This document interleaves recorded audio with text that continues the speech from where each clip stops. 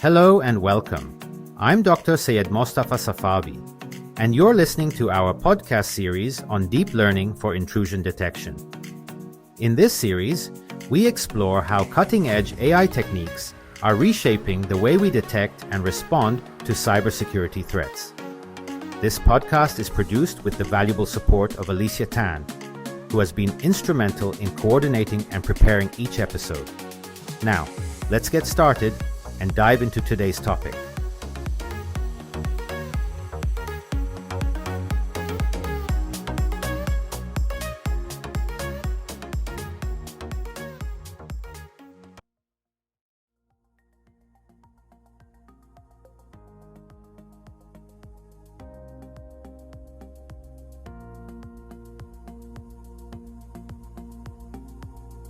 Welcome everyone. Today we're digging into some really cool topics, from deep learning used in intrusion detection all the way to the evolution of microprocessors and the ins and outs of parallel computing. Oh, absolutely. There's a lot to unpack. Intrusion detection with deep learning, microprocessor evolution, parallel computing fundamentals. It's a whole tech saga. Right, let's kick off with deep learning for intrusion detection. It's fascinating how deep models are trained to detect anomalies in data traffic, sort of like having a digital guard dog that learns over time. Exactly. And the integration of these models in cybersecurity shows how comprehensive our approach to machine learning has become. So it's like they're not just reacting, but proactively scanning for irregularities, correct? Yup, exactly. Now, shifting gears, we've got this incredible historical perspective on microprocessors, like 42 years of innovation. It's pretty wild how we moved from doing simple serial computations to today's high-speed parallel processing power. Yes, indeed. And with those advances, hardware performance has grown leaps and bounds, although the software transparency is becoming more opaque, right? I mean, hardware speeds up, but the underlying complexity for software developers also increases. Right, exactly. We no longer have the simple picture of just making calculations faster. It's about parallel architectures and having multiple cores and processors working simultaneously. I get that. Speaking of parallelism, the concept itself is fascinating. The move from serial execution, where instructions run one after another, to parallel execution, where multiple threads or processes run concurrently, fundamentally changes how we design both hardware and software systems. Absolutely. Consider the fetch-execute cycle. It's like the CPU is constantly fetching instructions from memory and executing them in a linear fashion. And then with parallel computing, that process gets distributed, almost like a relay race across multiple runners. Yeah, definitely. So then we have the distinctions between sequential, concurrent, parallel, and distributed programs, each one tailored to different computing needs. For example, a sequential program uses one process on a single CPU, but a parallel program can tap into multiple CPUs or cores. Yes, totally. And that leads us into the requirements for parallel computing. You need the right libraries, the compilers that understand parallel code, an operating system that finds and uses those capabilities, and the underlying processor architecture must support it all. Absolutely. Now, when it comes to parallel programming models, there's the whole idea of communication, like using shared variables in memory models or message passing in distributed systems. It's interesting because sometimes you can simulate shared memory with message passing, but that comes with its own overheads, right? Exactly.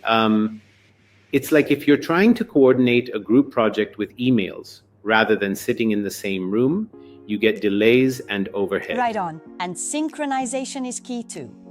Mutual exclusion and conditional synchronization ensure that critical parts of the code don't run at the same time or get out of sync with one another, which is crucial for avoiding conflicts. Yes, and when you add in the concept of a dependency graph, where tasks have to be executed following certain dependencies, it all comes together. The longest path, also known as the critical path, essentially sets the lower bound for execution time in a parallel program. That's a neat analogy. Here's a thought. While the dependency graph and critical path analysis seem clear in theory, do you think, practically, modern systems make it that easy to identify and optimize around the critical path? That's a good point, actually. In real-world scenarios, it's often more complex. You frequently have dynamic dependencies that can evolve during runtime. But the core idea is still invaluable. You can never speed up the parts that have to be sequential, which is actually what Amdahl's law reminds us of. Absolutely, yeah, exactly. Amdahl's law states that even if you have an infinitely parallelizable task, the sequential portion limits your maximum speedup. That's why careful task decomposition is so important. Yep, and that's where the discussion on data parallelism versus task or functional parallelism comes in. With data parallelism, you're doing the same instruction on different parts of the data, like using SIMD instructions. Whereas with task parallelism, different processes might be doing entirely different things on the same data. That's key. Speaking of CMD, this ties into Flynn's taxonomy, which classifies computer architectures into SISD, MISD, SIMD, and MIMD. It's like a framework that helps us understand how processors are built and how they execute instructions. Right, and it's interesting that while SISD was dominant until around 1990, today we see virtually all modern systems leveraging aspects of SIMD and, more importantly, MIMD, where multiple instructions operate on multiple data streams. A quick note. MISD is mostly theoretical, isn't it? Like it's not really something we see practically in terms of system design. Yeah, spot on.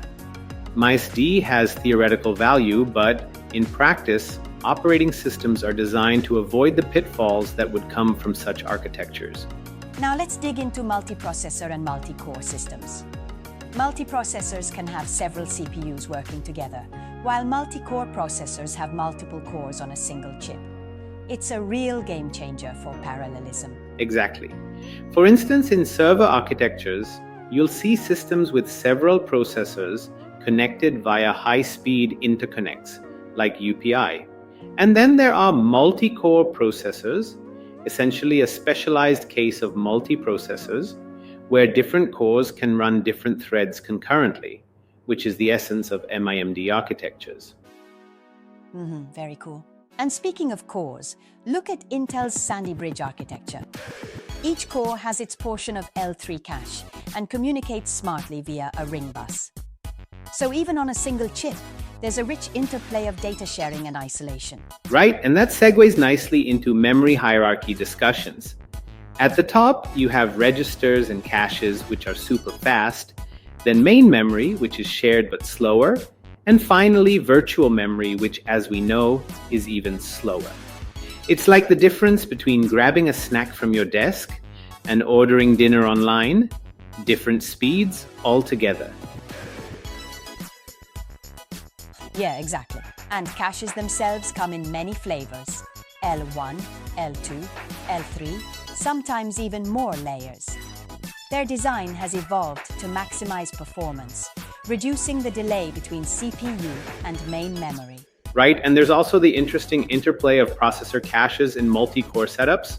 Some cores have private caches, while others share caches like Intel Xeon's shared L2 cache, which must be managed carefully for consistency. That's crucial for performance. Exactly. And let's not forget GPUs. Though we're talking about CPUs a lot, GPUs are a parallel processing powerhouse with thousands of cores optimized for data parallel tasks under the SIMD category. Yes, GPUs are a totally different beast. They're designed for highly parallel, simple computations, which complements what CPUs do in more complex ways. It's like comparing a sprint to a marathon. Each has its own strengths. Right, exactly. Moving on, the role of buses in computer systems is another essential element. Modern systems use multiple buses, legacy ones, standard ones like PCI, and even proprietary ones. They're critical for connecting different components while ensuring synchronization and arbitration. Totally. Buses are kind of the nervous system of a computer, transferring data between components from the CPU to memory and I/O devices. And speaking of I/O, there's an important discussion on how input-output is managed with dedicated I/O buses. True. DMA, or direct memory access, is another interesting topic. With DMA, the DMA controller can directly read from or write to the system memory without heavily involving the CPU, which streamlines I/O transfers. Right, it's like having a dedicated courier to move data around, bypassing the busy control center, and that's crucial for performance in data-heavy operations. Absolutely.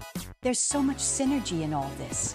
From how deep learning models are being applied in security, to how modern CPU architectures and parallel computing frameworks are enabling countless applications. Totally.